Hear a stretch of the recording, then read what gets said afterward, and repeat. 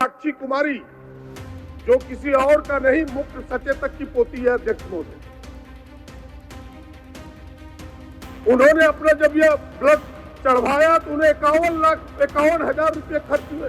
प्रश्न को हमने पूछा है कि सरकार हमें बताए, आप बैठ जाइए मंत्री जी आदर पूर्वक, कि भाई हमने सरकार से जानने का प्रयास किया, क्या उन पीड़ित बच्चों को जो ब्लड पैक्ड सेल ब्लड दिया जाता है, वो आपके पास कोई सेंटर है इस राज्य में जो फ्रीली उन्हें ब्लड दिया जाता है?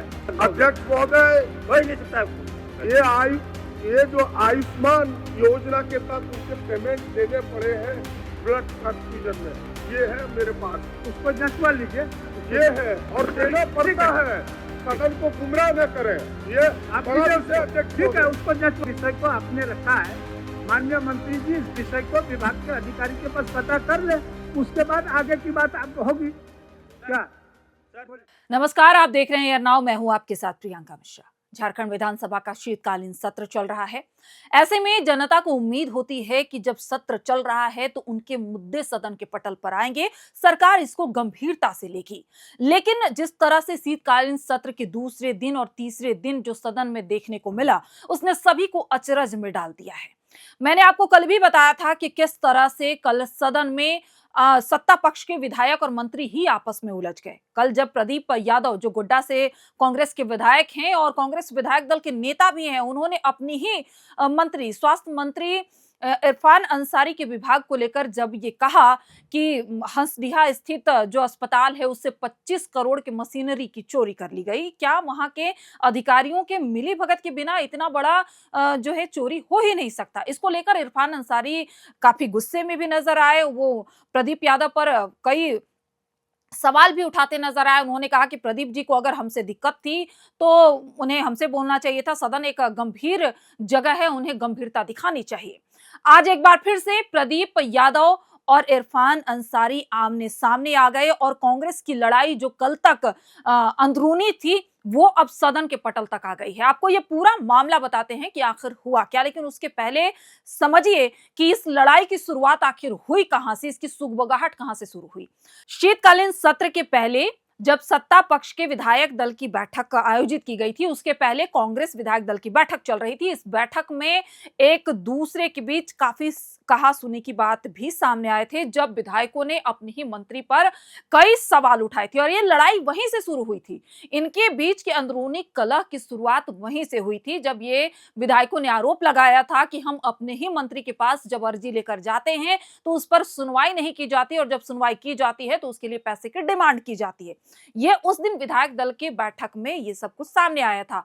अब ये जो लड़ाई है या अंदरूनी कलह कह लीजिए, यह सदन के पटल तक आ गई है। आज जो कांग्रेस के विधायक दल के नेता हैं प्रदीप यादव, उन्होंने विभागीय मंत्री यानी कि स्वास्थ्य विभाग के मंत्री इरफान अंसारी से आज फिर 4 सवाल के जवाब मांगे थे, जिसमें उन्होंने उस सवालों को गंभीरता से नहीं लिया और बहुत हल्के में उसका उत्तर दिया। इसको लेकर प्रदीप यादव काफी गुस्से में नजर आए और उन्होंने एक बार फिर से सदन के पटल पर अपने सवालों को रखा। वो सवाल क्या है, वो राज्य के लिए कितने महत्वपूर्ण है, वो जनहित के लिए कितने महत्वपूर्ण है, इस बात को आपको समझने की जरूरत है।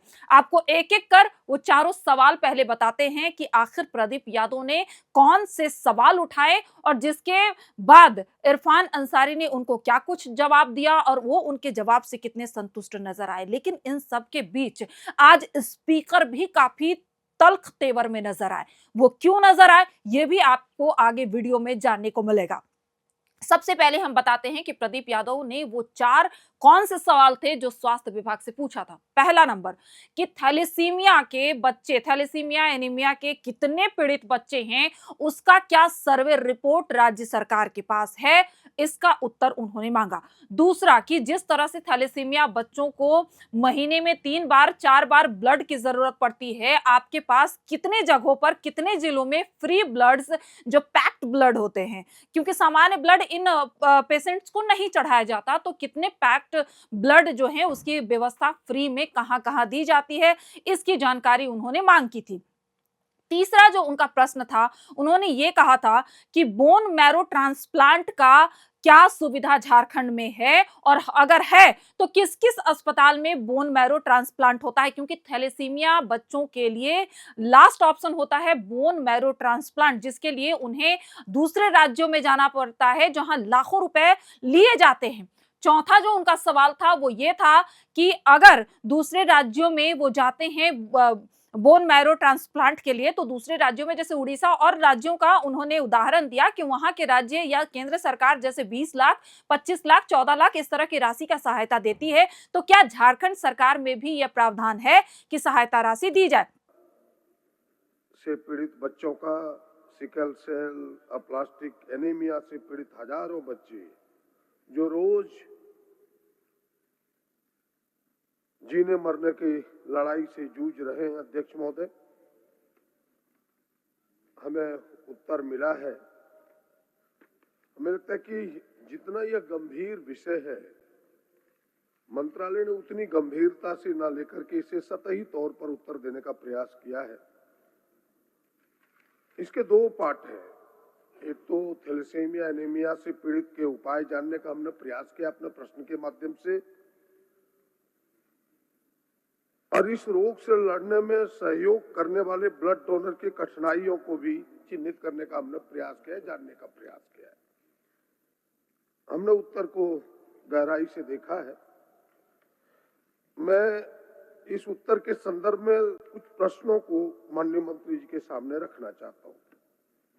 पहला प्रश्न ये है, क्या माननीय मंत्री सरकार के पास पीड़ितों की संख्या का कोई सर्वे है?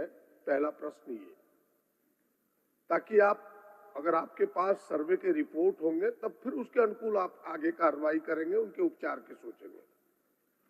प्रत्येक महीने में इन पीड़ित बच्चों को ब्लड ट्रांसफ्यूजन 2 बार से 3 बार भी कराना पड़ता है, वो भी पैक्ड सेल ब्लड देना पड़ता है। अध्यक्ष महोदय, तो मैं जानने का प्रयास किया हूं, क्या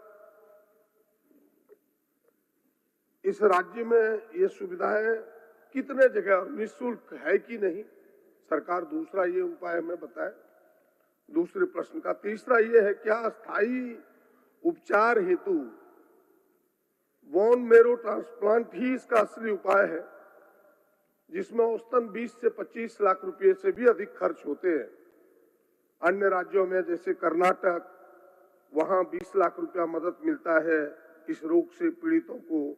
बिहार भी 15 लाख, अरुणाचल भी 15 लाख। अध्यक्ष महोदय, और हमें लगता है कि भारत सरकार ने भी थैलेसीमिया बाल सेवा योजना 10 लाख रुपया मदद में देती है कोल इंडिया के सहयोग से। क्या राज्य सरकार को इसमें सहयोग देना चाहती है या देती है? और चौथा है, क्या सरकार कभी इन पीड़ितों से मिलकर के उनकी कठिनाइयों को जानने का प्रयास किया है?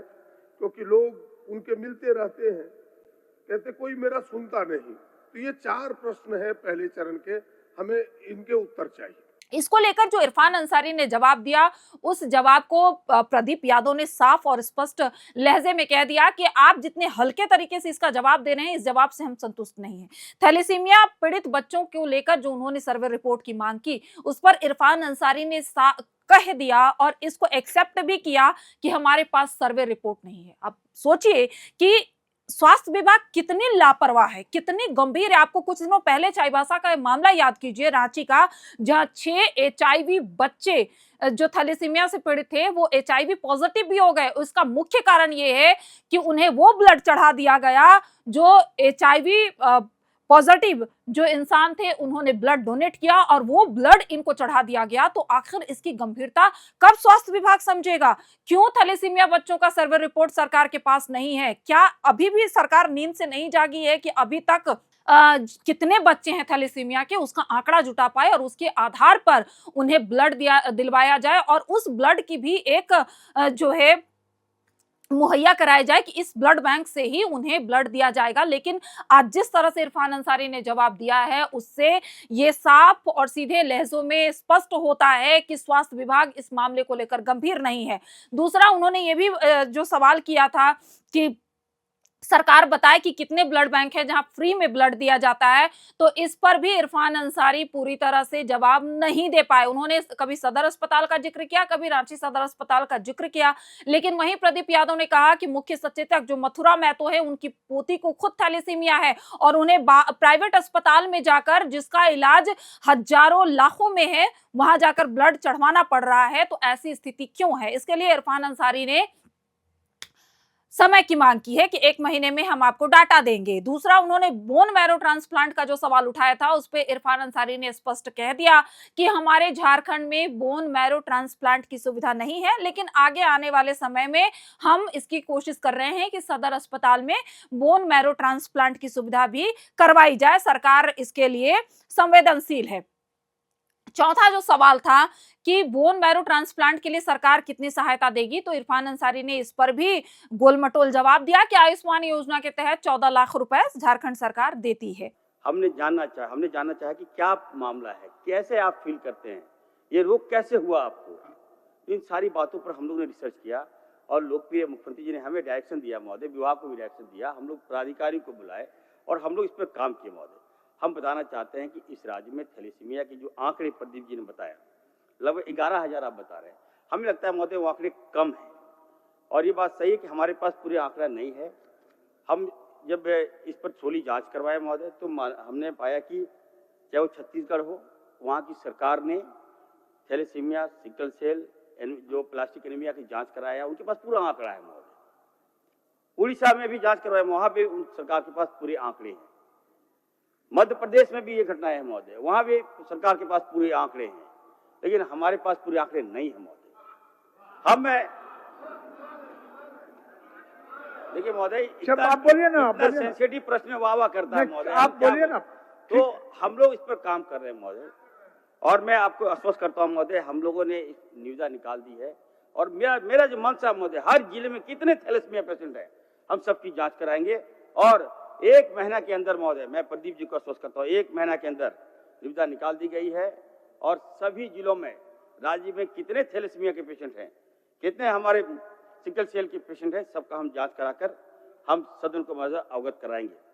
दूसरा, इन्होंने महोदय इनका जो पूरक है, इन्होंने कहा कि ब्लड डोनर, महोदय निश्चित तौर पर अच्छा सवाल इन्होंने किया महोदय। सरकार जो है महोदय, WHO का जो गाइडलाइन है, जो आबादी होती है हमारी, उसका 1% जो है महोदय, हम लोग हमारा रुक जाइए, मैं जवाब दे रहा हूँ आपको।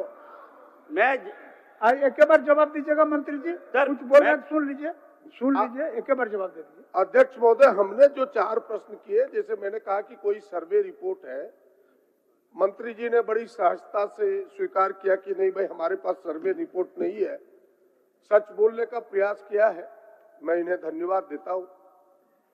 कहा कि 1 महीने के अंदर सर्वे रिपोर्ट हम सामने रखेंगे और हमें लगता है कि विधानसभा के अगले सेशन में इन्हें रखना चाहिए सर्वे रिपोर्ट को। आखिर सर्वे रिपोर्ट आएगा तभी पता चलेगा कि भाई कितने लोग पीड़ित हैं, तब तो उपचार के लिए हम आगे बढ़ सकते हैं। पहला ये, तो इन्होंने कहा कि हम कराएंगे, लेकिन मेरा जो दूसरा प्रश्न था, क्या अस्थाई मैंने दूसरा प्रत्येक महीने में 2 बार 3 बार ब्लड लेना पड़ता है, तो इसके क्या आपके केंद्र है जहां की थैलेसीमिया से पीड़ित या फिर एनीमिया से पीड़ित, प्लास्टिक एनीमिया से पीड़ित बच्चों को दिया जाता है, इसके कितने आपके स्थान और वो फ्री में मिलता है कि नहीं, एक ये। और फिर हमने कहा कि क्या अस्थाई उपचार इसका बोन मैरो का ट्रांसप्लांट ही है, तो उसके लिए आप सहायता, मैंने कुछ राज्यों के इनको जिक्र किया, आपके यहाँ क्या है। और इन्होंने कहा कि ना हम सरकार बीच बीच में, और हमें लगता है कि उनके अनुभव जानने के लिए सरकार को उनके साथ बात करना चाहिए, क्या सरकार इससे बात करेगी।